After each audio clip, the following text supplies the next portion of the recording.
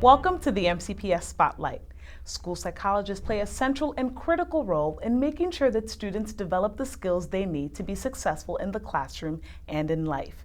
Joining us today to tell us more about the role of the school psychologist is Dr. Christina Connolly, coordinator of the Division of Psychological Services. Thank you for joining us. Thank you for having me.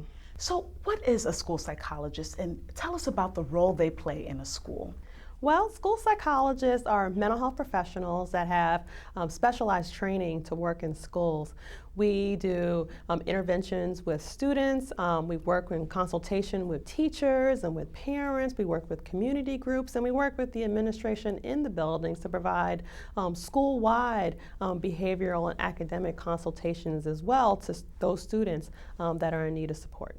So you just mentioned working with the staff in the building. What does that look like, to working together to ensure student success? Can you describe what a typical day would be like for a school psychologist? Oh, that varies greatly from school to school and day to day. So, for instance, you can go into a school, turn on your computer, check your email real quick, you get a call saying, oh, a teacher so-and-so needs help with the kid, so you're going in, you're doing an observation of the student. You might meet with the teacher during their planning period to provide suggestions of different types of interventions, or maybe even suggestions for what the teacher can do in order to better help the students in his or her class.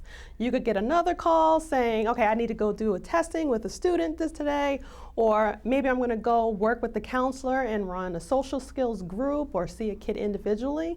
You might also get a call from a teacher saying, you know, my kid wrote this response and saying, well, maybe I want to die. And then the psychologist is called in to do a suicide assessment for a student that's in a mental health crisis at the moment. So, and any and everything in between. Wow. So what I'm hearing you say is that a school psychologist has to wear many hats. Many hats. But the common goal and what they're working towards is ensuring that students can develop some of these critical life skills. What does that look like on, let's say, a one-on-one basis when a school psychologist is working directly with a student? Well, the school psychologist may go in and bring a kid in, let's say, they might do a test with the kid in order to look at the student's strengths and weaknesses in terms of how they process information or how they're able to think about or solve this problem. They may come in and go into a classroom and help. Or working with a kid one-on-one in terms of counseling with the kid. So let's say the student is suffering from anxiety or maybe with depression, and they can go and work with the kid individually, maybe once a week or every other week to provide support with them, kind of like an outside therapist would do, but the school psychologist at times can do that in the school as well. Do we have school psychologists across the board in elementary, middle, and all high schools? How does that work? Do our psychologists assigned to a number of schools? Can you kind of break it down for us what it looks like in our school district? In MCPS, there's a psychologist assigned to every building, but they may have multiple buildings that they're assigned to. There are only a few schools in Montgomery County, some of the high schools, who have a psychologist there full time. Most of the schools, they share a psychologist. So psychologists are usually assigned to either 2 or 3 buildings that they rotate around each week.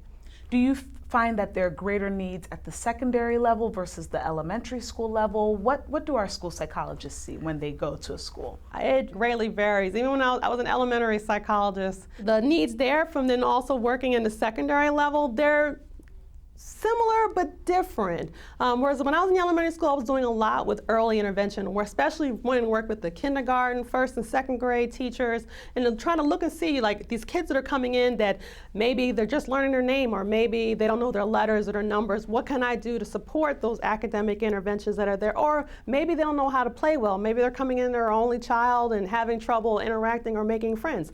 Working with the teacher there to help them gain those skills so that by the time they can get to 3rd grade, where they have to read in order to learn, those skills are met. But in the secondary school, you may have kids who are still having some of those difficulties, and also some of the other emotional and behavioral difficulties that may come, let's say, with puberty.